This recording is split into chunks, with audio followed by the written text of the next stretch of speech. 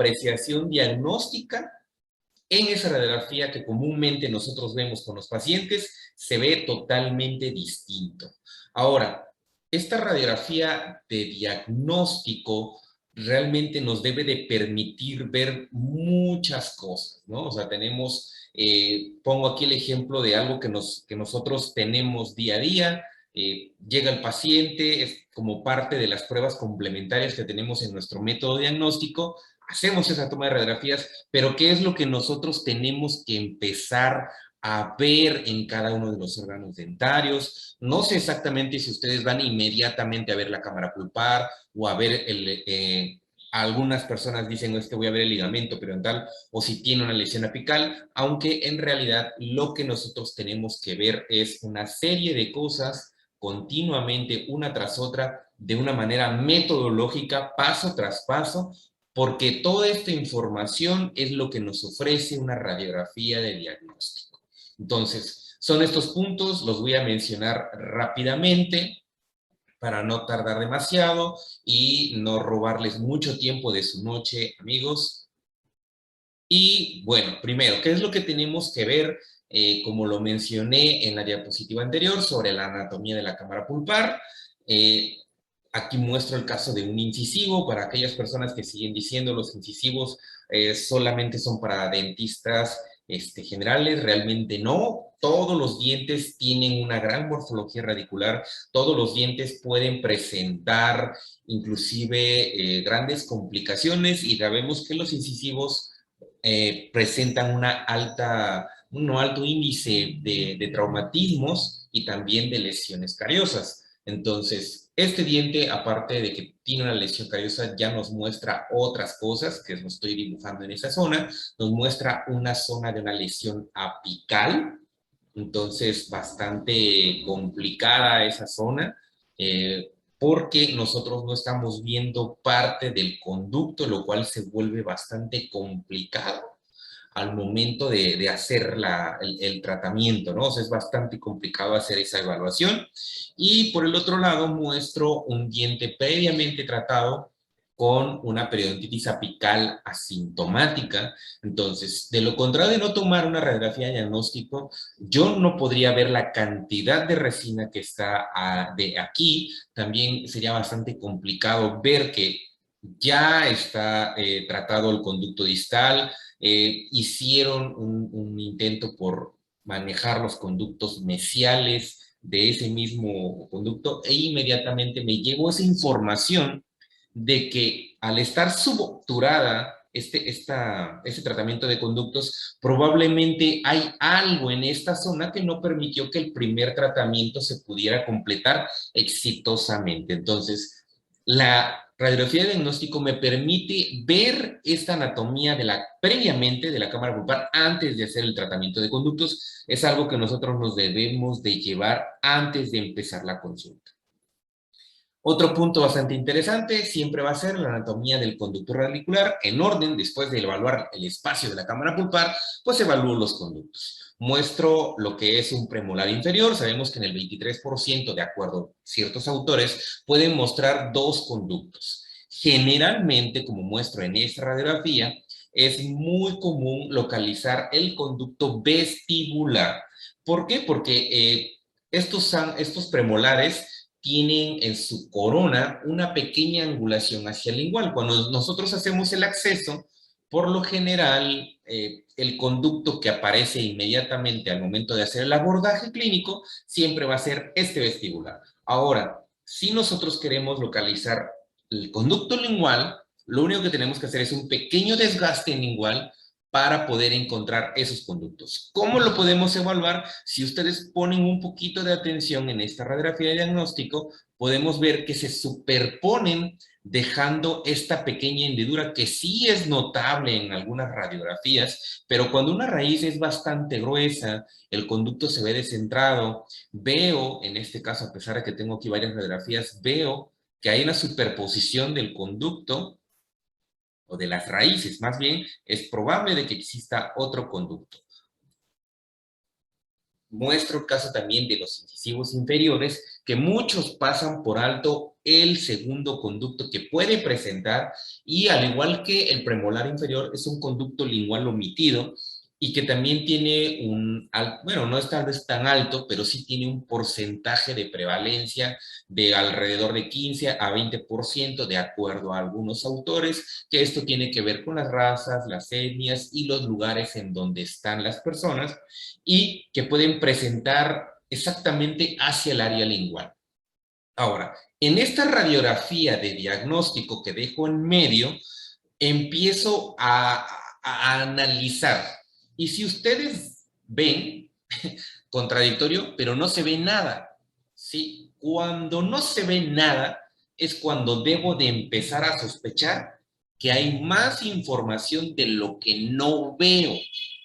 Si pudiéramos hacer un pequeño zoom, veo una parte clara cervical que se define del conducto, pero llega una parte en donde se pierde por completo. Ahora, pongámosle un poquito más de atención.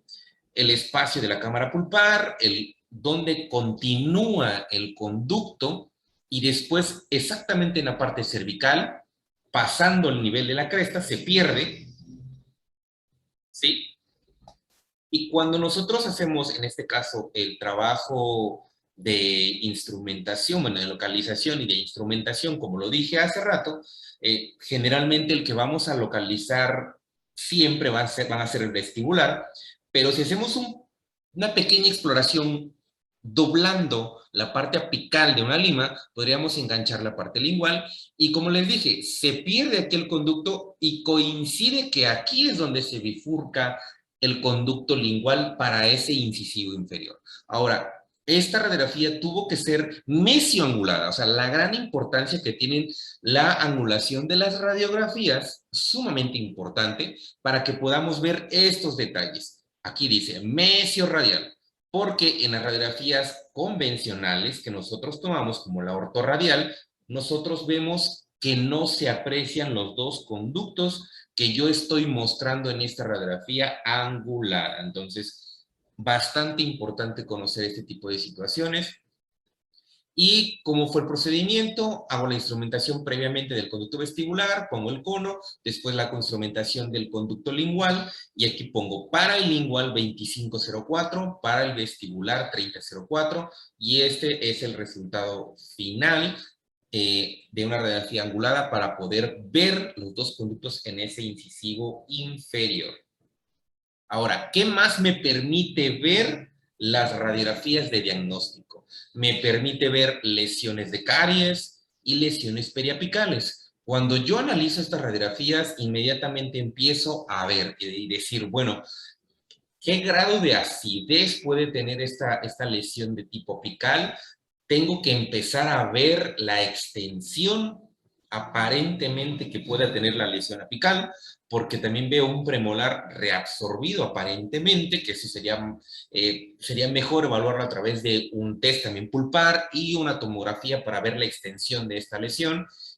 Obviamente veo que no coincide con la raíz distal en cuestión a longitud, entonces toda esa información la tengo que analizar previamente.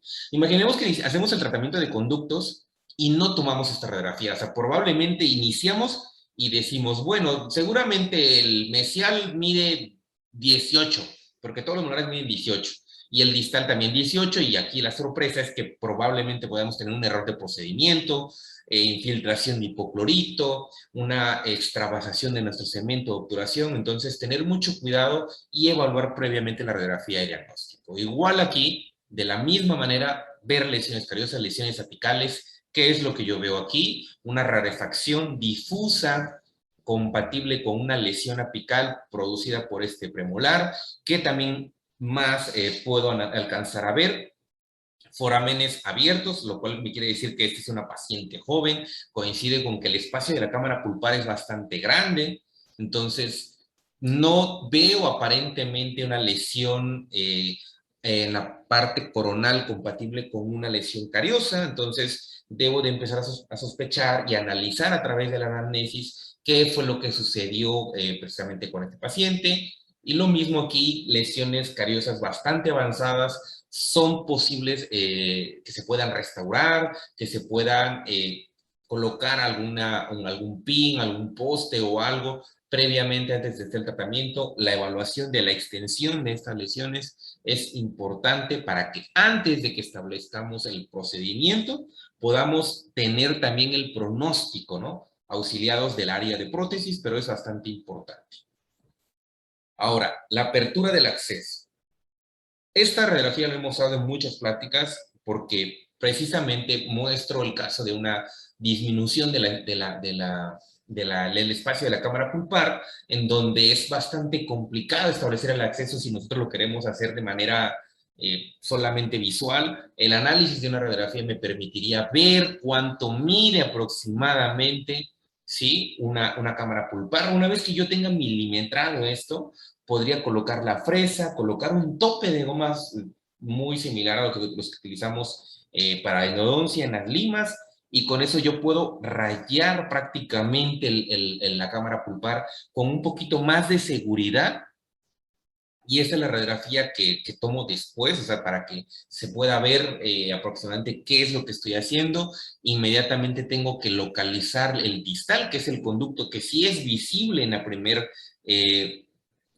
radiografía. Por tanto, mi acceso debe ir guiado y buscando esa parte, ya sea si sea una pulpa vital, buscar el sangrado en la parte vital. Es difícil decir que voy a encontrar una pérdida de la sensación de profundidad en esa zona, pero por eso establecemos de que ya midiendo una radiografía de diagnóstico puedo establecer el acceso. Esto es un caso clínico en donde muestro un molar inferior, tiene una lesión interproximal clásico, que son lesiones que nosotros no vemos, pero que ya está, en este caso, desarrollando una pulpitis irreversible sintomática en el paciente, lo cual me ayuda para poder hacer la parte del acceso.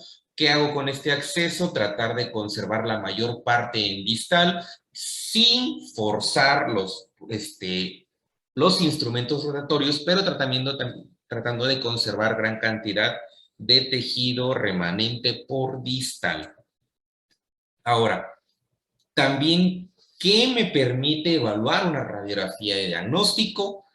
Evaluar la zona de peligro que está en los dientes, que esto ya está descrito en un artículo clásico de 1980 del doctor Abaurraz, que él nos dice que esta zona de peligro se va a encontrar 2 o 3 milímetros debajo de una furcación en dientes multirradiculares. Entonces, las zonas de seguridad es la que nosotros debemos de localizar para que podamos hacer o recargar nuestra instrumentación a esas zonas, que como ustedes ven, es esta zona verde, es en donde vamos a recargar nuestra instrumentación, y voy a pintar de color rojo las zonas en donde está la zona de peligro y debemos de tener cuidado siempre al momento de la instrumentación. Ahora, esta zona que la estoy coloreando en este diente, es importante distinguirlo en las radiografías. Aquí, precisamente, tener mucho cuidado en esta zona, ¿sí? 2 o 3 milímetros debajo de la furcación, que es la zona, como ustedes vieron aquí, en donde la dentina es más delgada, es mucho más delgada que esta zona verde. Entonces, aquí les voy a compartir un caso clínico en donde yo hice un 6. Desde la radiografía de diagnóstico veo que la zona de peligro es bastante delgada, entonces me permite elegir la conicidad del instrumento, más la técnica que ya la presentamos, y haciendo un aumento me permite ver esto precisamente, cómo estoy conservando de alguna manera y no desgastando esa zona de peligro. O sea, cuánto de importante se vuelve esto al momento de evaluar una radiografía diagnóstica. Me permite seleccionar el instrumento, seleccionar el calibre apical y la conicidad. ¿Qué más me permite hacer? También la longitud aparente en este diente multiradicular en una proporción corono-raíz 1:1. Veo que si tiene una proporción corona-raíz, puedo establecer una longitud aparente del diente. No puedo medir la raíz clínicamente, pero sí puedo medir la corona. Por lo tanto, si una corona clínica mide 9 milímetros, Entonces el diente mide 18 milímetros aparentemente. Existen otros métodos, los que cuenten con radiografía digital a través de sensores, pues van a poder hacer una medición a través de